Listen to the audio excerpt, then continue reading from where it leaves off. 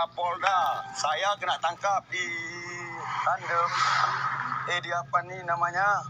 Saya menyampai ke bank. Saya kena razia duit saya gara-gara Indomino diambil sama polisi di sini, Pak. 7 juta, Pak. 7 juta. Apa Bapak Kapolda dan Bapak Jokowi dibiarkan polisi gini?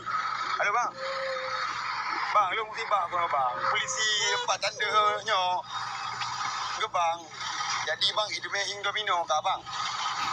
Lu ngirok, Bang. Jadi peng lu hijau mandung, Bang. Peng mati ngapeng apa juta. Yang 4, Mbak Polsek, Bang, kan?